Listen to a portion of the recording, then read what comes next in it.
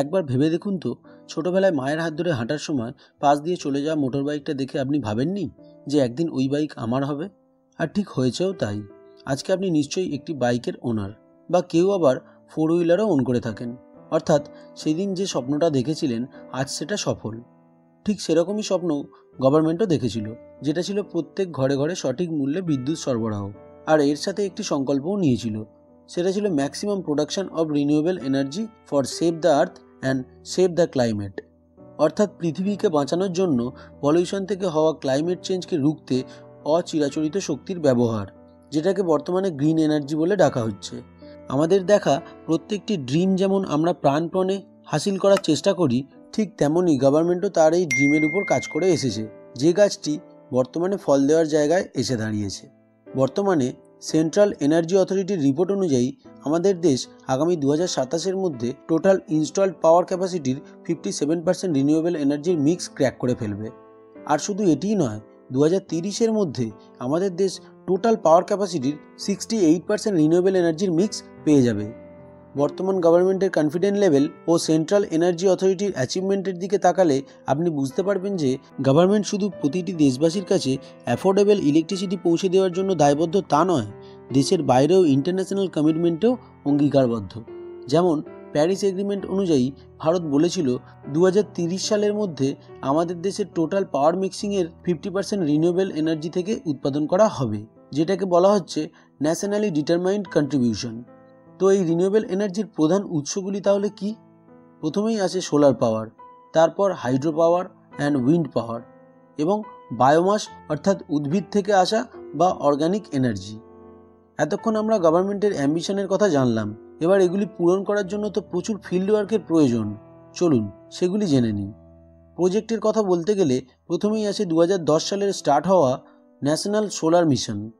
এরপর international solar alliance, যেটা সবথেকে বেশি গুরুত্বপূর্ণ, যার মুখ্য উদ্দেশ্য সারা বিশ্বকে একটি গ্রিডের মধ্যে কানেক্ট করে দেওয়া, যার ইনিশিয়েটিভ হলো one sun one world one grid. এরপর আসে PM কুসুম যোজনা, যেখানে 35 লাখ চাষিকে সোলার পাম্পের দ্বারা চাষ করতে উদ্বুদ্ধ করা হচ্ছে। এছাড়াও গ্রিন এনার্জি করিডোর, অর্থাৎ রিনিউয়েবল এনার্জিকে ইলেকট্রিসিটিতে ট্রান্সমিট করে কনজামশন এরিয়াতে পৌঁছে দেওয়া। সাথে ইন্ট্রাস্টেট ও ইন্টার স্টেট নানান প্রজেক্ট গভর্নমেন্টের তরফ থেকে স্টার্ট করা হয়েছে। তো এবার বলুন, সারা পৃথিবী যে সেক্টরের প্রতি দায়বদ্ধ তার গ্রোথ কে আটকায়? আর আমাদের দেশের পুরাতন ও বর্তমান গভর্নমেন্ট যে টেম্পারমেন্ট নিয়ে এই সেক্টরে অ্যাগ্রেসিভলি কাজ করে আসছে, তাতে এটা পরিষ্কার যে our future is green and portfolio also. আর এই ফিল্ডের এক্সপার্ট যদি কেউ থেকে থাকে তা হলো DSP, natural resource and new energy fund, যার AUM 911 crore, expense ratio 1.13%, no exit load, no lock in, investment style SIP and lump sum. এবার আছে রিটার্নের কথায়। লাস্ট 1 ইয়ারে এই ফান্ড 43.48% রিটার্ন এনে দিয়েছে। লাস্ট 3 ইয়ার্সের অ্যাভারেজ রিটার্ন যেখানে 25.21%। এই ফান্ডটি 9.17% আলফা জেনারেট করে আসছে, মানে বেঞ্চমার্কে অনায়াসেই বিট করে চলেছে। বর্তমানে এটির NAV চলছে 90 টাকার কাছাকাছি।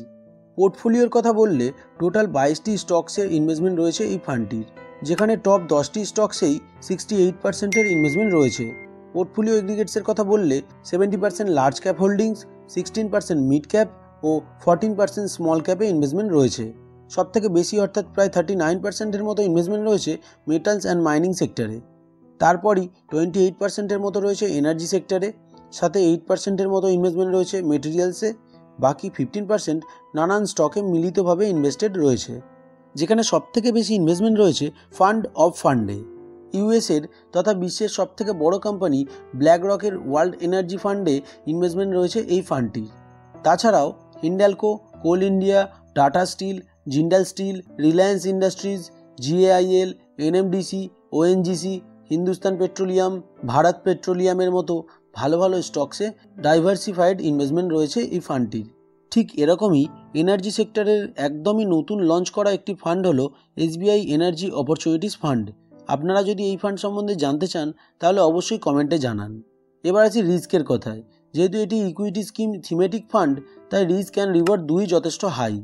আর হ্যাঁ, আমাদের চ্যানেলে দেখানো প্রত্যেকটি video only for learning purpose. কোনো রকম ইনভেস্টমেন্টের আগে অবশ্যই আপনার ফিনান্সিয়াল অ্যাডভাইজারের পরামর্শ নিন। ভালো থাকুন, সুস্থ থাকুন। দেখা হচ্ছে নেক্সট ভিডিওতে। Till then, stay tuned and stay wealthy.